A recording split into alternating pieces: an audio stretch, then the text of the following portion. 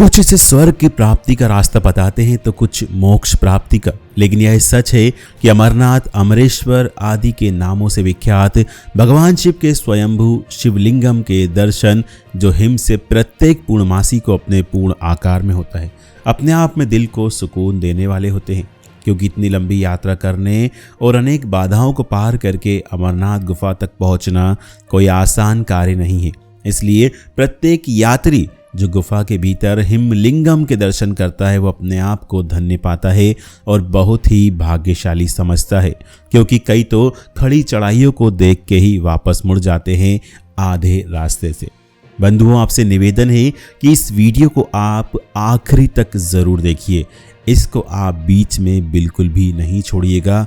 आपको एक अद्भुत एहसास होगा इस वीडियो को पूरा देखने में, इस वीडियो को पूरा सुनने में। इसलिए अगर आप इस वीडियो को बीच में छोड़ेंगे तो आप अपना बहुत बड़ा भयंकर नुकसान करेंगे। आप कमेंट बॉक्स में महाकाल बाबा का, अमरनाथ बाबा की जय ज़रूर लिखें, जय अमरनाथ ज़रूर लिखें। चैनल को सब्सक्राइब करें और घंटी ज़रूर दबाएं। बंधुओं, प्रत्येक वर्ष यह यात्रा श्रावण पूर्णिमा के दिन, जिस दिन देश भर में रक्षाबंधन का उत्सव धूमधाम से मनाया जाता है, उसी दिन अमरनाथ की गुफा में भगवान शिव के दर्शन, स्वयंभू हिमलिंगम के दर्शनों के लिए हजारों यात्री एकत्र होते हैं। यह गुफा राजधानी शहर श्रीनगर और जम्मू से क्रमशः 140 और 326 किलोमीटर की दूरी पर और समुद्र तल से 13,500 फीट की ऊंचाई पर स्थित है। इस कथा का नाम अमर कथा इसलिए है क्योंकि इसको सुनने से शिव धाम की प्राप्ति होती है। ऐसा कहा जाता है कि यह एक परम पवित्र कथा है जिसको सुनने वालों को अमर पद की प्राप्ति होती है और वे अमर हो जाते हैं। यह कथा श्री शंकर भगवान ने इसी गुफा में भगवत जी पार्वती जी को सुनाई थी।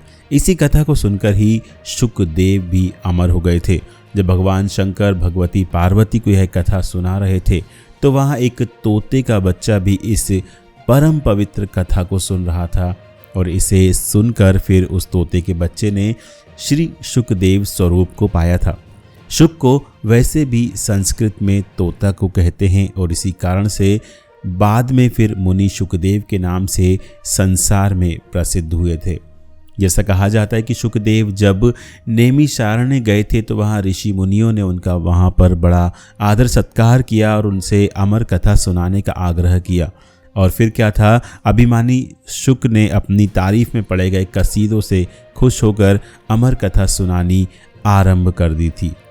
कहा जाता है कि जैसे ही कथा आरंभ हुई तो कैलाश पर्वत, क्षीर सागर और ब्रह्मलोक भी हिलने लगा। ब्रह्मा, विष्णु, शिव और समस्त देवता उस स्थल पर पहुंचे जहां पर अमर कथा चल रही थी। तब भगवान शंकर को स्मरण हुआ कि यदि इस कथा को सुनने वाले अमर हो गए तो पृथ्वी का संचालन बंद हो जाएगा और फिर देवताओं की प्रतिष्ठा में अंतर आ जाएगा। इसलिए भगवान श्री शंकर क्रोध में आ गए और उन्हें श्राप दिया कि जो इस कथा को सुनेगा वह अमर नहीं होगा परंतु वह शिवलोक अवश्य प्राप्त करेगा। यह यात्रा छड़ी मुबारक के साथ चलती है जिसमें यात्री एक बहुत बड़े जुलूस के रूप में अपनी यात्रा आरंभ करते हैं। इसमें अनगिनत साधु भी होते हैं जो अपने हाथों में त्रिशूल और डमरू उठाए बम बम बोले और जयकारा, वीर बजरंगी, हर हर महादेव के नारे लगाते हुए बड़ी श्रद्धा और भक्ति के साथ आगे आगे चलते हैं। छड़ी मुबारक हमेशा श्रीनगर के दशनामी अखाड़े से कई सौ साधुओं के एक जुलूस के रूप में 140 किलोमीटर की विपत्त यात्रा पर रवाना होती है, जिसका प्रथम पड़ाव पंपोर, दूसरा पड़ाव बिजबिहारा में और अनंतनाग में दिन को विश्राम करने के बाद शाम को मटन की ओर रवाना होकर रात का विश्राम करके दूसरे दिन प्रातः ऐश मुकाम की ओर चल पड़ती है। प्रकृति की गोद में बसे पहलगाम से इसकी शुरुआत होती है और कोई जो संपन्न होता है यात्रा खच्चरों पर करता है जबकि बाकी लोग पैदल ही यह यात्रा करते हैं। कहा जाता है कि पहलगाम से पवित्र गुफा तक का मार्ग संसार की सुंदरतम पर्वतमालाओं का मार्ग है जो अक्षरशः सत्य है। इसमें हिमानी घाटियाँ, ऊंचाई से गिरते जलप्रपात, बर्फ से ढके सरोवर, उनसे निकलती सरिताएं फिर उन्हें पार करने के लिए प्रकृति द्वारा निर्मित बर्फ के पुल सब मिलकर प्रकृति का एक ऐसा अद्भुत खेल प्रकट करते हैं कि मानव इन सबको मंत्रमुग्ध होकर देखता है और प्रकृति की गोद में विचरता हुआ मनमोहक प्राकृतिक छटा का आनंद पाता है और वातावरण में एक अजीब सी शांति महसूस करता है। पहलगाम से 16 किलोमीटर की दूरी पर स्थित है चंदनवाड़ी। चंदनवाड़ी 9500 फीट की ऊंचाई पर पहाड़ी नदियों के संगम पर एक सुरम्य घाटी है और लिद्दर नदी पर बना बर्फ का पुल आकर्षण का मुख्य केंद्र होता है। यहीं पर जलपान करके और थोड़ा विश्राम करके आगे की कठिन चढ़ाई पिस्सू घाटी की ओर बढ़ जाते हैं। पहलगाम से चंदनवाड़ी कार या टैक्सी से 1 घंटे में पहुंचा जा सकता है क्योंकि यह रास्ता वाहन योग्य है। चंदनवाड़ी से 13 किलोमीटर दूर है शेषनाग नामक स्थान। पिस्सू टाप की कठिन चढ़ाई पार कर जोजापाल नामक चारागाह से गुजरते हुए लिद्दर के किनारे किनारे चलते हुए शेषनाग पहुंचा जा सकता है।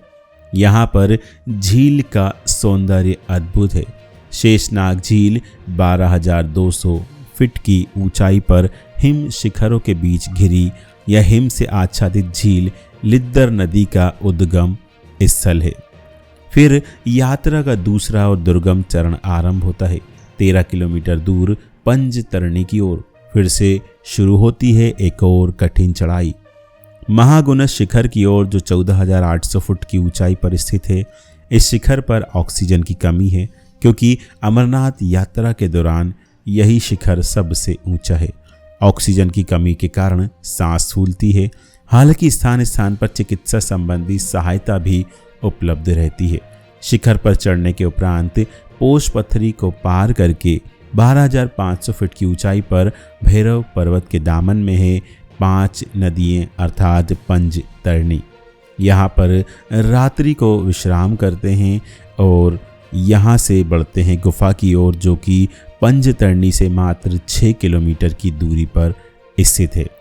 पंजतरणी से गुफा तक के मार्ग में पुनः दुर्गम चढ़ाई का सामना करना पड़ता है।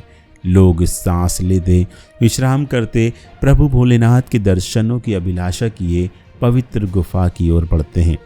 रास्ता भयानक भी है और सुंदर भी। पगडंडी के नीचे नजर जाते ही खाइयों में बहती हिम नदी को देखकर डर लगता है। फिर एक मोड़ से गुफा का दूर से दर्शन होने पर लोग उत्साहित हो जय जयकार करते बर्फ के पुल को पार करके पहुंचते हैं पवित्र गुफा के नीचे बहती अमर गंगा के तट पर। बंधुओं, यहीं से स्नान करके लोग लगभग 100 फीट चौड़ी और 150 फीट लंबी उस पवित्र गुफा में जाते हैं, जहां प्राकृतिक पीठ पर हिम निर्मित शिवलिंगम के दर्शन पाकर लोग अपने आप को धन्य समझते हैं। यह हिमलिंग और लिंग पीठ ठोस बर्फ का होता है, जबकि गुफा के बाहर मीलों तक सर्वत्र कच्ची बर्फ ही मिलती है।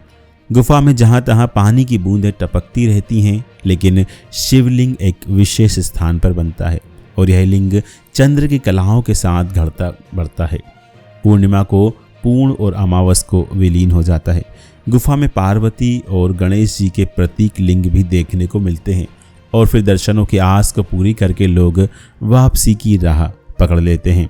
वैसे सोनमार्ग बालटाल से भी एक रास्ता है जिससे एक दिन में यह यात्रा पूरी की जा सकती है। बंधुओं, कैसा लगा आपको ये वीडियो? शेयर करके और कमेंट करके हमें ज़रूर बताएं। हमारे इस चैनल को सब्सक्राइब ज़रूर करें, घंटी ज़रूर दबाएं।